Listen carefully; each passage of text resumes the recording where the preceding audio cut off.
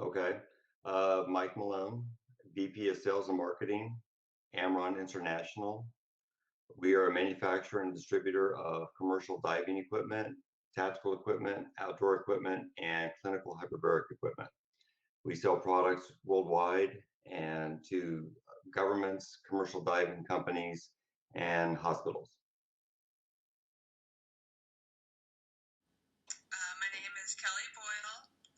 I work for the United States Department of Energy's Office of Inspector General, and I'm a director of the Central Audit Division. I also currently am the vice president of something called the Southern Regional Education Board, which is the oldest education compact in the country, represents 16 states in the South. I work with governors and legislators, so leaders, in these states on education issues all the time. And then I also started two not-for-profit organizations that I'm the founding director of. The first one is Communities in Schools, which helps kids stay in school and not drop out. And the other one is the Virginia Literacy Foundation, which works with children and adults who can't read.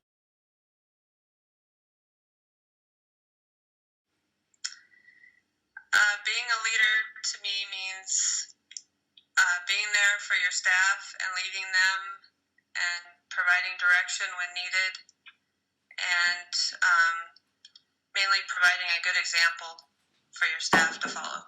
Yeah, I think that in my world, and leadership can mean different things to different folks, but in my world in education, it's basically how do you take a group of people who can move the needle on important issues, and how do you get them to work together, under a common goal.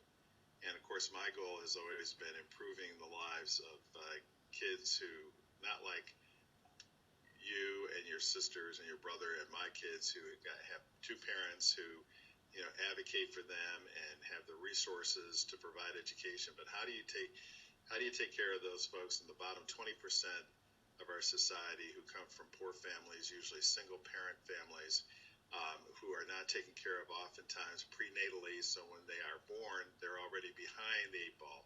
How do you provide them opportunities in life so they can have a successful life as well? Yeah, basically by example. I think the worst leaders out there are the ones that they preach one thing and they do another.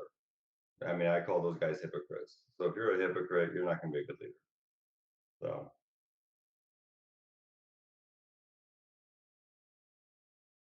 okay. Really, I look at it as a coach more than anything else, because sometimes you have to command in order to get what you want accomplished. However, you also have to manage each individual based on where they're at in the progression of what they do. I was taught actually, wish I had been taught this earlier in my career. Uh, I lead by the platinum rule, not the golden rule. It's not how you want to be treated, it's how they want to be treated. And so if you treat them the way that they want to be treated, you'll get more out of them. I think that my leadership style is more transformational. I try to get other people's opinions. I listen to what their opinions are, and before I formulate, a direction or make a decision. So I try to always, listen to my employees before making a decision. So very rarely do you find a group of people who all have the same way of approaching things. So what you have to do is be very patient and listen to people, and understand that eventually we'll all get there, and sometimes it just takes time.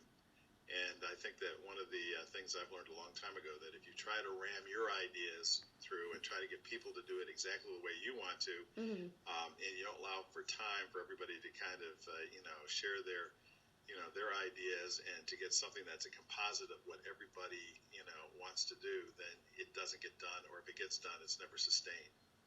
So it's being patient, and it's listening to people, and it's making sure that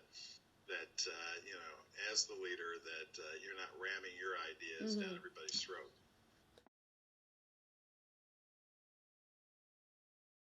Well, I'm the oldest of four children, and so I started out in life, pretty much thinking we're going to do it my way. And what happened is I, started working with and working for certain folks who, exhibited the kind of leadership style I was just describing. People who were patiently working with a variety of, ideas and putting together into, a one plan. I believe that two people have probably influenced me. One was negative and one was positive. I had a former boss that was very mean, and she treated people disrespectful and was belligerent to them. And so I knew that if I were to ever become a leader, I didn't want to treat employees like that. So I tried to always think about how people felt when they were spoken to that way. And then I had another leader that was always encouraging and good communicator, honest. And so I think that he was always a good example to follow. Yeah, I saw that one when you said that. That one's kind of hard because I've had a lot of mentors throughout my career. Really, it's a hodgepodge of the good, the bad, and the ugly. Sometimes I've learned as much about how to be a leader by working for bad ones. Uh, I have one that I use a lot, who is probably the craziest one of them all, but he was a bright guy, but he was also nuts. But some of the best Mike-isms of today I use came from him. So it really goes back to paying attention to all the leaders that you have that you work for now, because when you are a leader, you're going to take the good from each one of them.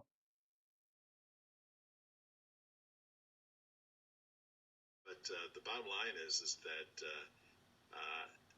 there's got to be passion there, and people want to follow people with passion. So, for example, it's not just that I think it's wrong that in the United States in 2016 that there's still 20% of our folks, who don't get in, don't finish high school.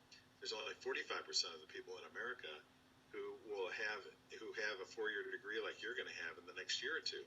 But there's so many people who are slipping through the cracks, for so many reasons that in my line of work, we're all looking for leadership. I'm looking for leadership. People are looking to me for leadership that say this is immoral.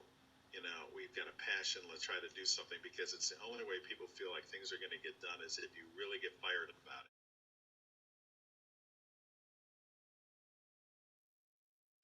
Just about everything. I mean, you've got to fail. I mean, that's the thing, is if you're afraid to fail, you're not going to lead, because at that point, you're not going to admit to your mistakes. But everybody's human. And a lot of times, especially if you're going to be a leader, you're going to be in uncharted territory. So you're going to fail. But I always look at it this way: is if you can course correct, there's the analogy that the Apollo space program, when they went to the moon, they were only on target maybe about 5 minutes of the entire trip. The rest of it, they were course correcting the entire way, all the way until they got to the moon. Well, that's kind of leadership too. It's like you keep trying and trying and trying. You're learning as you go. And so the best thing you can do is just keep plugging at it and don't worry about failure. As long as you're progressing, then you're doing okay. Or am not patient, and I'm not kind, and I'm not loving. But I've learned over the years, as a result of some of these role models that I have, that that number one, I need to be more of those things because of my soul, but I also need to be more of those things as a leader if I want to get things done. Patience, because I don't normally possess it. But in the leadership role, you have to have patience, and I've had to learn patience, because everybody doesn't have the same work ethic you do, or the same desire to win that you do, the same standards that you do, and you have to learn what you can throw away and what you can keep. I would definitely take advantage of any mentoringship programs that you can get involved in. when you go into a company, find out about having a mentor so that they can help you and teach you, and always continue to learn and take classes.